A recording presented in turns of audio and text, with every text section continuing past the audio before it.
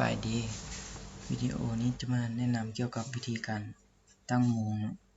และเปลี่ยน Time Zone ให้มันตรงกับสถานที่ที่เราอยู่เนาะหรือว่าที่ที่เราอยู่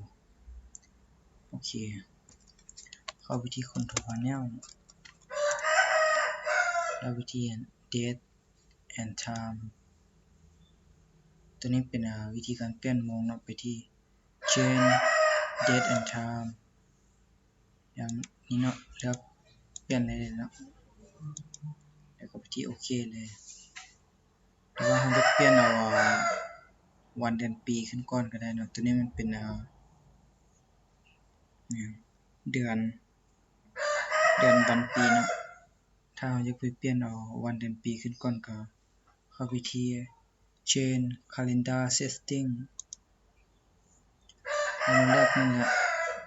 Sort Date เนาะเลือกถ้าจะเอาวันขึ้นก่อนเนาะตัวนี้เป็นวันเดือนปีเนาะเราเลือกไปแล้วเนาะตัว D เป็นหมายถึงวันเนาะ M หมายถึงเดือน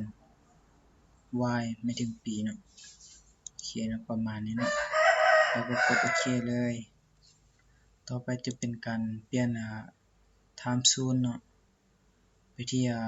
Change Time Zone แล้วไปที่ Time Zone เนาะแล้วเลือกไปที่หาคำว่าบางกอกฮานอยจาการ์ตาเนาะเปลี่ยนเป็นบางกอกฮานอยจาการ์ตาเนาะ Time Zone เนาะเพราะถ้าใส่ตัวนี้แล้วมันมองว่ามันสิตรงกับเวลาเลยเนาะตรงกับเวลาปัจจุบันเนาะโอเคคลิกแล้วไปที่โอเคแล้วกดโอเคอีกทีนึงโอเคเนาะถือว่าสำเร็จเนาะการตั้งโมงและเปลี่ยนTime Zone เนาะ